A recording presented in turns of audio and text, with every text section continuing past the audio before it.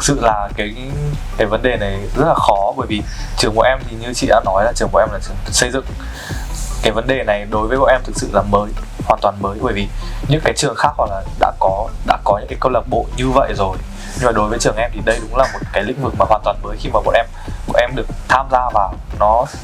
Tất cả mọi thứ mà được truyền đạt với em kiểu wow, kiểu khai sáng.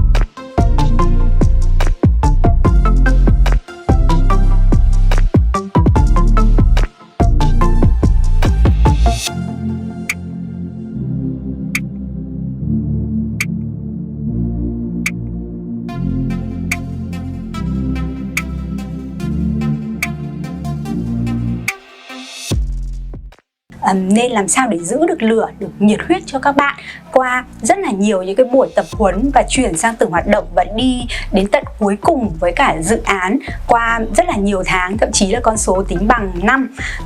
cũng thật sự là một cái khó khăn, một cái thách thức cho cán bộ Batic.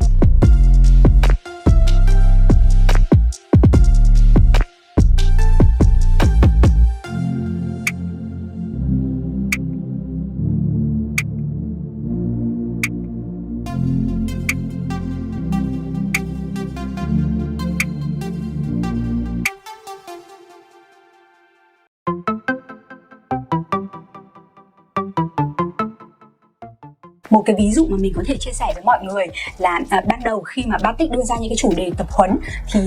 không phải bạn sinh viên nào cũng hào hứng. Tuy nhiên trong quá trình thực hiện dự án vừa học vừa làm thì có một câu lạc bộ sinh viên đã gặp phải một sự cố truyền thông nho nhỏ. Khi các bạn truyền thông về nam tính độc hại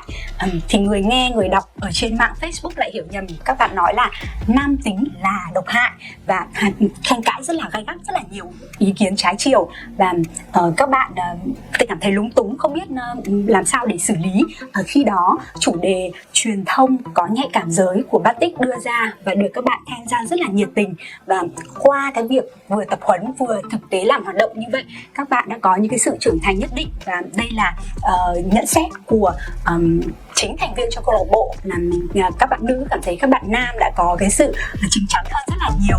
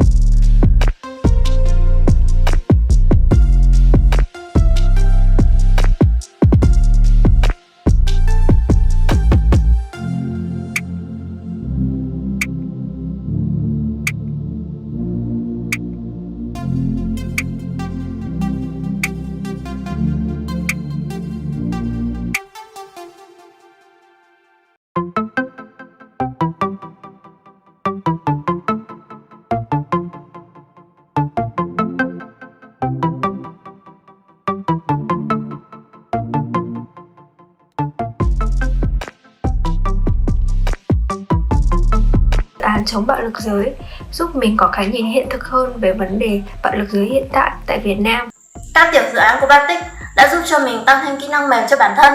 ngày càng hiểu rõ hơn về bạo lực giới cũng như tính nghiêm trọng của nó. Mình hy vọng tất cả các bạn có ý định tham gia những dự án về chống bạo lực giới hãy thật mạnh dạn, hết cháy hết mình với những điều mà các bạn cho là đúng. Hãy đồng hành với chúng tôi trong cuộc chiến chống lại bạo lực giới.